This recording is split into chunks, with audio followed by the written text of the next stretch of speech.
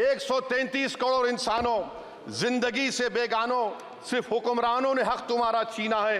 खाक ऐसे जीने पर यह भी कोई जीना है। बेशऊर भी तुमको बेशऊर कहते हैं। सोचता हो ये नादान कैसे हवा में रहते हैं। 133 करोड़ इंसानों, कब तक ये खामोशी? चलते फिरते जिंदानों, गरीब खवातीन, नौजवानों, किसानों से रोने की सदाएं आती हैं। जब शबाब पर आकर खेत लहलाता है, किसके नैन रोते हैं, कौन मुस्कुराता है? काश तुम भी समझो, काश तुम भी जानो किस कदर भयानक है जुल्म का ये ढब। देखो रख से आतिश व आहन देखते ही जाओगे, होश में ना आओगे। और अनएम्प्लॉयमेंट पर अभी बोला गया नौकरियां दे रहे हैं, तो शायर ने इनके बारे में अच्छा कहा कि फूल शाखों पर खिलने लगे तुम कहो, जाम जिंदों को मिलने लगे तुम कहो, चाक सीनों के सिलने लगे तुम कहो। इस खुली झूठ को, जहन की लूट को मैं नहीं मानता, मैं नहीं।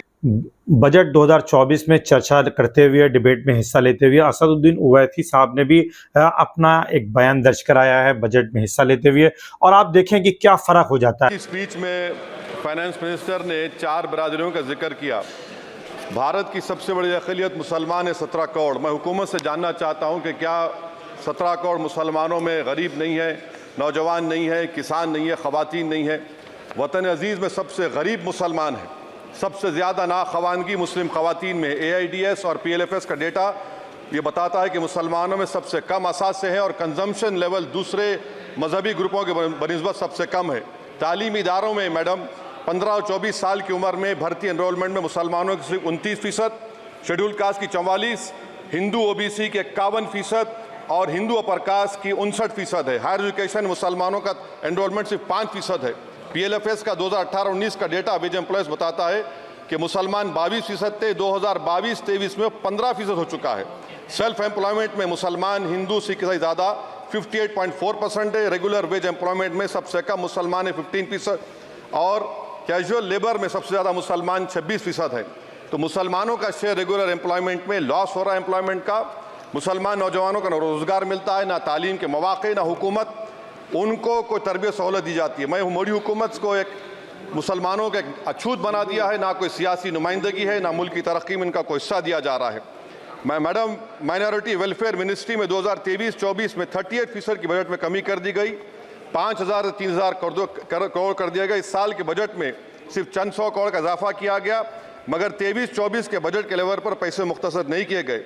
ये मोदी हुकूमत की बदनीयती और झूठा कमिटमेंट है, झूठा कमिटमेंट अक़लियतों के ताल्लुक से। तालीम के उस अक़लियती स्कॉलरशिप मैडम अक़लियतों के गरीब तलबा और तालिबात को दी जाती रकम में कमी कर दी गई। 2019 में मोदी ने कहा था कि 1 करोड़ स्कॉलरशिप दिए जाएंगे, अब सिर्फ 58 लाख दिए जा रहे हैं। 47% अक़लियती एप्लीकेंट्स को हर साल स्कॉलरशिप से महरूम कर दिया जा रहा है। 10 साल से मैं कह रहा हूँ कि डिमांड ड्रिवन करो। डिमांड ड्रिवन के लिए सिर्फ 3,000 करोड़ की ज़रूरत है, मगर ये हुकूमत सच्चाई को और ईमानदारी से काम नहीं कर रही है। 2007 और 8 से माइनॉरिटी स्कॉलरशिप का नंबर इजाफा नहीं हुआ है। Pre matric scholarship madam Kundu committee ने कहा कि मुसलमानों में drop out rate primary level पर होता है, तो हुकूमत ने 9th क्लास से प्री मैट्रिक स्कॉलरशिप पैसे दे रही है। NDMC की इक्विटी मैडम 800 करोड़ एक मजाक है। PMGAV के में 910 करोड़ दिए गए। सारी दुनिया जानती है कि जहां मुसलमान बसता है गाँव में, शहर में, वो अंडर डेवलप एरिया है, और आप मजाक करें ऊँट के मुँह में जीरा देकर। हज में 97 करोड़। हज कमेटी एक रिश्वत का मरकज बन चुका है। प्राइवेट टूर ऑपरेटर्स के एक लाइसेंस के लिए पैसे देना पड़ता है, बिल्डिंग सिलेक्शन के लिए पैसे देना पड़ता है, मीना मुजदलफा में कंपनी के सिलेक्शन के लिए पैसे देना पड़ता है। मैं हुकूमत से मुतालबा करता हूं कि उसको ख़त्म किया जाए और CBI से इंक्वायरी करवाई जाए। मोदी हुकूमत को अक़लियतों, बिल्कुल मुसलमानों से नफरत को ख़त्म करना पड़ेगा। मुसलमानों को उनका दस्तूरी हक मिलना चाहिए। आप कैसे विकसित भारत बनाएंगे अगर 17 करोड़ मुसलमान नफरत करेंगे?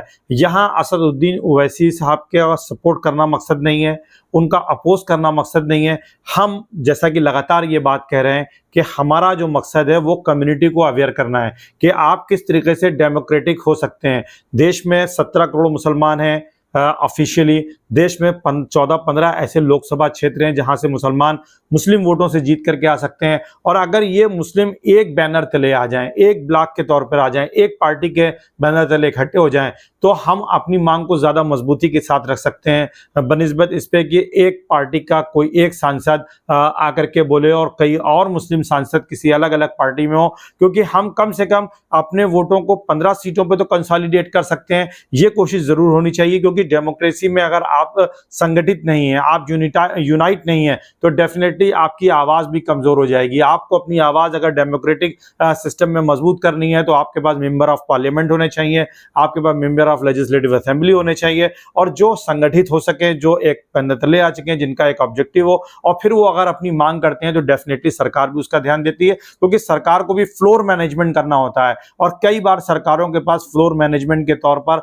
ऐसे तमाम छोटे छोटे दलों से संपर्क रखना पड़ता है जब जरूरत पर उनको किसी बिल को पास कराना होता है, या मेजॉरिटी की जरूरत पड़ती है, या एक से ज्यादा दलों की सरकार होती है, गठबंधन सरकार होती है। और यहां पर यह चीज बड़ी इंपॉर्टेंट है कि मुसलमानों को उन सीटों पर जहां पर वो खुद जीत सकते हैं, एक पार्टी के तौर पर आए, एक पार्टी के तौर पर वो संगठित हों और डेमोक्रेटिक तरीके से अपनी मांग रखें। और आप असदुद्दीन ओवैसी को देखें कि उनकी स्पीच जो है वो मुस्लिम सरोकार से जुड़ी हुई है। मुस्लिम सरोकार का मतलब ये नहीं है कि वो मुसलमानों के लिए किसी विशेषाधिकार की बात कर रहे हैं, किसी प्रिविलेज की बात कर रहे हैं, बल्कि वो कॉमन राइट जो देश के हर नागरिक के लिए मिल रहा है, जिसके लिए बजट में प्रावधान देश के हर नागरिक के लिए हो रहा है, उसमें मुसलमानों की क्या हिस्सेदारी हो सकती है, मुसलमानों के लिए सरकार ने क्या प्रावधान किया है, सरकार का क्या फोकस है मुसलमानों की एजुकेशन के लिए, और हायर एजुकेशन में, प्राइमरी एजुकेशन में, मिडिल एजुकेशन में, उनके स्किल डेवलपमेंट में, और गवर्नमेंट की जॉब के पार्टिसिपेशन में, और वहां पर जो इस तरीके की गरीबी है उसके एरिडिकेशन के लिए, वो सारे इश्यूज जो एक कम्युनिटी से जुड़े हुए हैं। माइनॉरिटी है, देश की सबसे बड़ी